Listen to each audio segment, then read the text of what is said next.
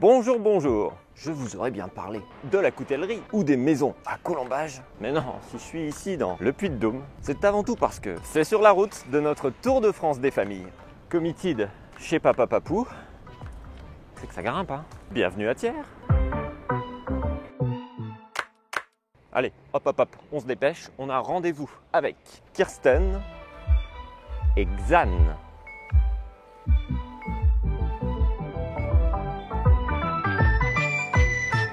Alors Kirsten, quand et comment es-tu devenue parent? Alors, je suis devenu parent en juillet 2012, quand Xan est né. Donc là, j'avais à cette époque une relation, on va dire, hétéro-normée, hétéro-normale, avec madame. Donc voilà, donc j'étais papa quand Xan est arrivé, et pendant un certain temps après aussi. Qu'est-ce que tu as dit à ton fils, justement, pour lui présenter ta transition? En fait, j'ai même pas dit dès le départ. C'est-à-dire, il m'a vu transitionner. C'est-à-dire que quand il est venu habiter avec moi, j'étais obligé de faire un choix un peu brutal. C'est-à-dire que avant qu'il vienne, moi j'étais un peu, j'avais commencé la transition, bien sûr, mais dans la vie de tous les jours, je me présentais différemment. Hein. Je veux dire, j'étais, comme on peut dire, gender fluid, hein, suivant les jours, voilà. Bon. Je faisais un peu ça à ma sauce, comme ça me convenait.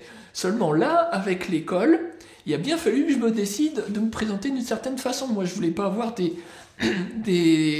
comme on dit, des embrouilles avec l'institutrice, avec le personnel, etc.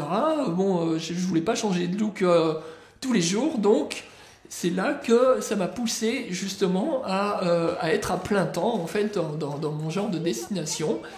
Et donc Xan évidemment l'a vu et il a tout à fait compris. J'ai pas eu besoin de lui expliquer énormément. Bon voilà, je lui ai dit tu sais Xan, maintenant bon, je me change comme ça parce que je m'identifie comme ça.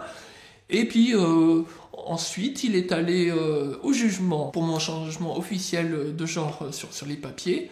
Donc je lui ai vraiment expliqué que les personnes en noir qui m'interrogeaient ont validé en fait le changement officiel de genre. Donc je lui ai dit, bah tu sais, ces gens-là, ils ont mis sur les papiers que maintenant j'étais une dame, que j'étais plus un monsieur.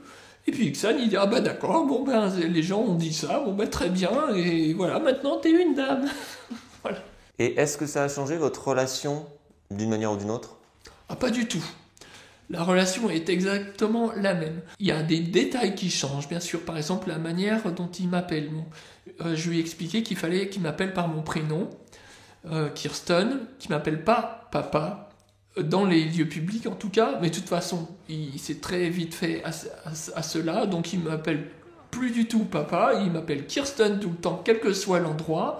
Le public ou à la maison, pour qu'on se préserve hein, tous les deux, parce que évidemment à l'école, s'il m'avait appelé papa en me voyant quand j'allais le chercher, peut-être que les copains, les copines, l'instit ou les surveillantes et tout, allaient peut-être se demander ce qui se passe, et ça aurait pu être compliqué pour lui aussi.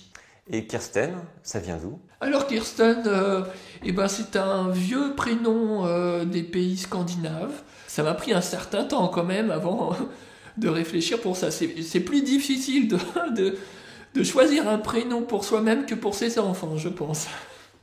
Et aujourd'hui, comment se partage la garde de ton fils? Du coup, il est resté, il a fait sa grande section de maternelle là où j'habite, avec moi. Et là, il a repris sa nouvelle année scolaire, son CP, au même endroit. Et puis là, la suite, après, je ne sais pas trop, c'est le juge qui décidera. Est-ce que tu redoutes le jugement? Alors, un petit peu quand même. Hein. Je veux dire, j'essaye en fait de pas trop y penser. A priori, là, je pars quand même avec un gros désavantage. Avec plusieurs désavantages, le fait d'être père.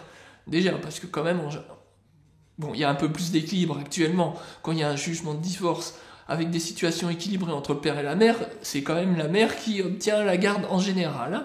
Bon, donc il y a déjà ça.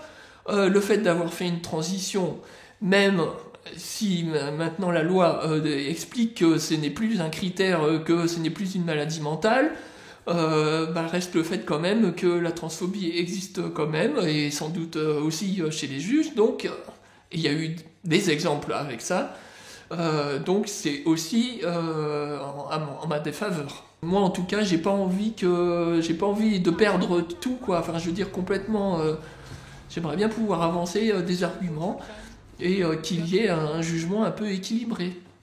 Et est-ce que c'est plus compliqué d'être parent transgenre ici en Auvergne?